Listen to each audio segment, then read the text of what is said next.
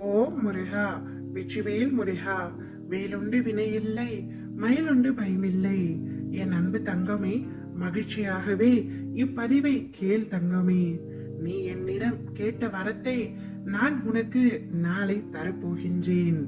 நீ என்னிடம் கையேந்தி கேட்டு விட்டாய் அல்லவா, பின்பு எப்படி நான் உனக்கு தராமல் இருப்பேன்? நல்லவர்களிடத்தில் மட்டுமே என்னுடைய சோதனை அவர்களுக்கு புலப்படும்.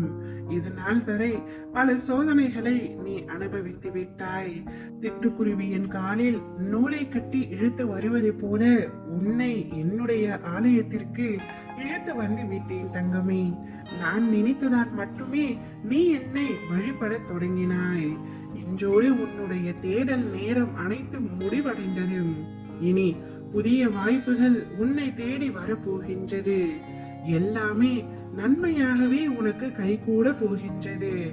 நான் உன்னை மனதார ஆசீர்வதிக்கின்றேன் தங்கமே. உனது வளர்ச்சியை அதிகப்படுத்துவேன். நீ மென்மேலும் சிறந்து விளங்கிட நிச்சயமாக நான் வழிவகுப்பேன். உன்னை பன்மடங்கு பெருக செய்வேன். உன்னை சூழ்ச்சியால் வீழ்த்தியவர்கள், துரோகம் செய்தவர்கள் முன் அவர்களே உன் வளர்ச்சியை கண்டு அதிசயிக்கும் வகையில் உன்னை மென்மேலும் மேன்மைப்படுத்துவேன். அதற்கான தீவிர முயற்சியில் முழு வேகத்தோடும் ஈடுபாடோடும் உன்னை நீ தயார்படுத்திக் கொள் தங்கமே. வெற்றி உன்வசம் வரப்போகின்றது. உன்னை காயப்படுத்தியவர் எவராயினும் அவர்களை நீ மன்னித்துவிடும். அவர்கள் செய்த பாவமே அவர்களை பழிவாங்கும். உன்னுடைய மனதில் எப்பொழுதும் அமைதி நிலைத்திருக்கட்டும். உனது பூர்வ புண்ணியம் மிகவும் பெரியது தங்கமே. உன் மூதாதையர்கள் மற்றும் உன் தாய் தந்தை செய்த புண்ணியங்கள் நிறைய. அதனால்தான் உன்னை தேடி உன் அப்பா நான் வந்தேன். நான் உன்னுடன் எப்பொழுதும் இருக்கையில் நீ எதற்குமே கலங்க கூடாது. உனக்கு என்ன வேண்டுமோ அதை நான் செய்து தருகின்றேன். என் குழந்தைகளின் நல்வாழ்வுக்காகவே அவதரித்து வந்தவன் நான். நீயோ நான் தேடி கண்டுபிடித்த புதையல்.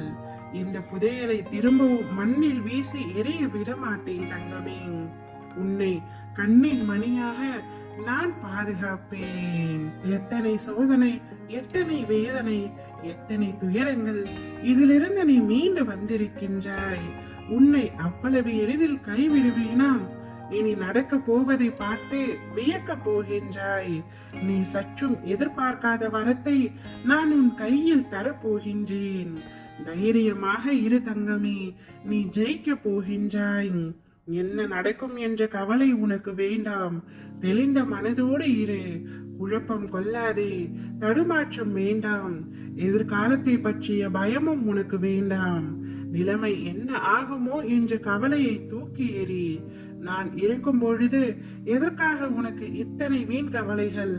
அனைத்தையும் நான் சீர்திருத்துவேன். நான் உனது இல்லத்திற்கு வந்து குடிபுகுந்து கம்பீரமாக அமர்ந்திருக்கின்றேன். இனி நடக்கவிருக்கும் அற்புதங்களை கண்டு நீ வியக்க போகின்றாய். ஓம் முருகா, வெற்றிவேல் முருகா.